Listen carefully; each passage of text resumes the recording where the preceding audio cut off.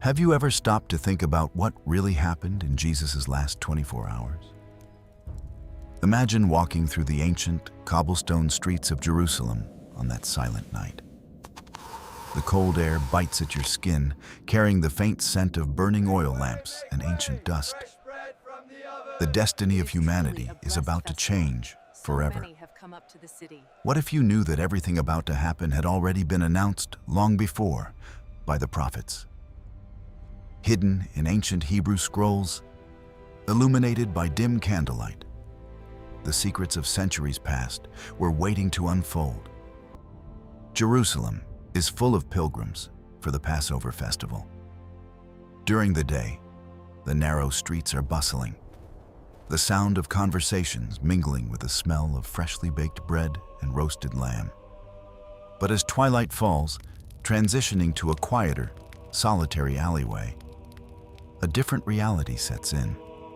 The city seems to be experiencing just another ordinary night. Yet, something much bigger is happening in the shadows.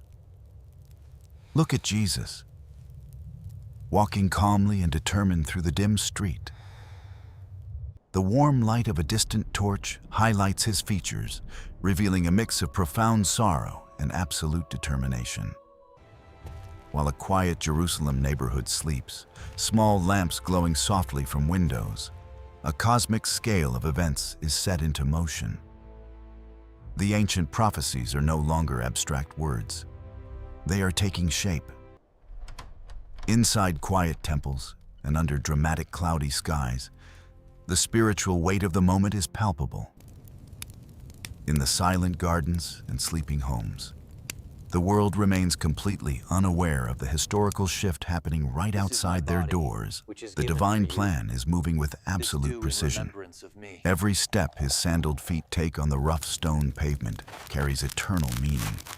He leads his disciples through an empty street, his purposeful silhouette standing out against the night, walking toward an upper room where the final hours will truly begin.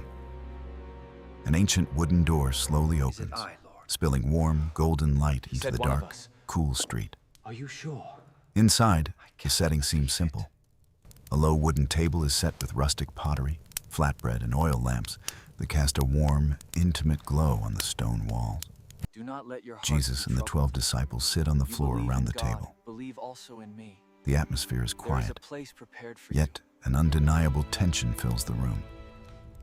He gently takes a piece of rustic flatbread from the table. The silence grows heavy.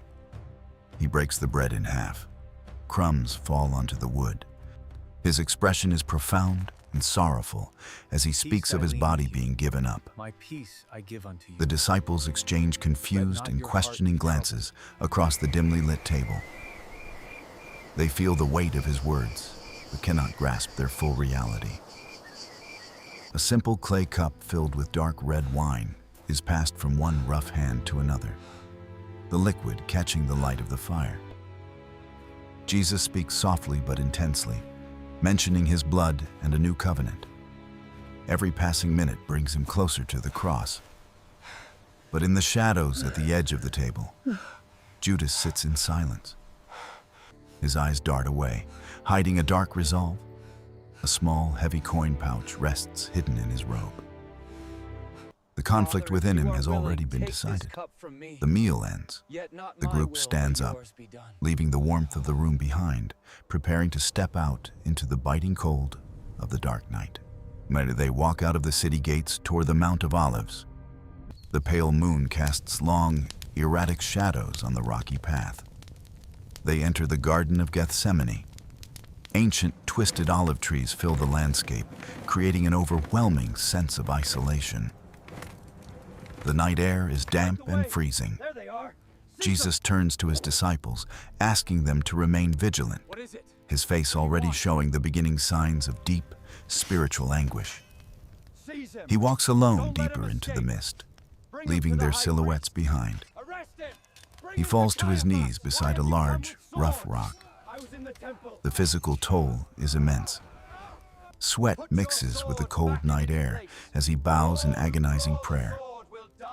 He fully feels the terrifying weight of the physical and spiritual suffering to come. Get up the steps. While he now. fights this monumental battle alone, a heavy fatigue settles into the disciples' bones when they collapse onto the cold ground, succumbing to sleep.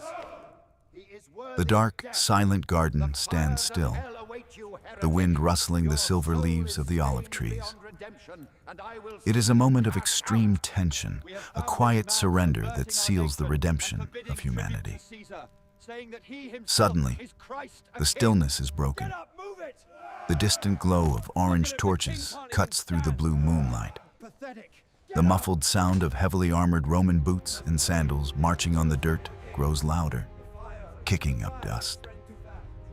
The sleepy disciples wake up abruptly, rubbing their eyes in pure panic as harsh light and armed guards surround them. The peaceful garden is swallowed by a chaotic, menacing force. Judas steps out from the crowd of soldiers, his face illuminated by the flickering flames. He walks calmly toward the master. Jesus stands tall and perfectly serene amidst the intimidating presence of spears and clubs. Then comes the gesture that shatters history. Judas leans in and kisses Jesus on the cheek. A gesture of friendship twisted into the ultimate betrayal. Instantly, the soldiers rush forward with violent force. Rough hands grab his arms, and the garden erupts into absolute chaos. In a desperate impulse, a sword is drawn in a blur of motion. But Jesus raises his hand, halting the violence. He offers no resistance. Thick ropes are bound tightly around his wrists. He is led away into the darkness, walking with quiet dignity, while his closest friends scatter into the shadows, leaving him entirely alone. The walk through the freezing night ends at a dark, imposing courtyard lit by braziers. The guards roughly shove Jesus forward toward the grand entrance of the high priest. Inside a grand stone chamber, the air is thick with smoke and hostility. The Sanhedrin sits in a semicircle, looking down angrily at the solitary figure in the center. Religious leaders point fingers, their faces contorted with rage, shouting false accusations. Through it all, Jesus remains completely silent. His expression is peaceful despite the storm of hatred surrounding him. A guard violently shoves him from behind. Others laugh and mock him, treating the Son of God like a common criminal. Outside, the first blue light of dawn starts to break over the city walls of Jerusalem, a sharp contrast to the profound injustice happening within. Bruised and exhausted, his body aching from the night's abuse, Jesus is marched toward the Roman fortress. He stands in the Praetorium courtyard before Pontius Pilate. Pilate looks conflicted, gesturing toward the prisoner, but the mob below is relentless. A massive, angry crowd shouts in the early morning sun, their faces filled with blind rage, their hands raised in the air, demanding the ultimate punishment: crucifixion. The sentence is passed. A heavy, rough-hewn wooden crossbeam is violently thrown onto Jesus' bleeding back. The impact is crushing. He stumbles forward under the immense weight, his hands gripping the splintered wood. Every step on the slippery cobblestones of Jerusalem requires impossible strength. The heavy wood scrapes against the stone street, leaving a trail of dust. The physical exhaustion is absolute. He walks through narrow streets packed with a chaotic crowd. The air is thick with the smell of dust, sweat, and impending death. Some women stand by the walls, crying and holding their faces in grief, while others mock and point. His strength gives out. He collapses to the ground, his face hitting the hard, dry dirt. Soldiers yell, raising their whips without mercy. What do you want? A bystander, Simon, is aggressively pulled from the crowd to help lift the crushing burden. Together, they walk up a steep, dusty path out of the city gates, leaving Jerusalem behind. The procession arrives at a barren, rocky hill outside the walls, Golgotha. The sky above begins to grow unusually dark, turning a heavy, ominous gray. Get up the steps now. The cross is laid flat on the unforgiving rocky ground. Soldiers roughly push Jesus down onto the wood. The cold iron of a massive rusted nail is positioned over his wrist. A heavy hammer is raised high in the air. It strikes down with brutal force. Sparks fly, dust kicks up, and the agonizing sound echoes across the hill. The brutal reality of the sacrifice is sealed. Thick ropes are pulled by the soldiers, hoisting the heavy cross up into the air against the stormy sky. It drops into its stone socket with a heavy thud. Jesus hangs suspended between a trembling earth and a darkened heaven. His body is strained beyond human endurance, every breath a desperate struggle. Yet his face looks down with an expression of profound mercy. The sky turns unnaturally black. The sun is entirely obscured by thick, heavy clouds, and a profound, terrifying silence falls over the crowd. In his final moments, he looks up toward the dark heavens. Mustering his last ounce of strength, he cries out. His head bows slowly. It is finished. The silhouette of three crosses stands sharp against the dark, stormy background.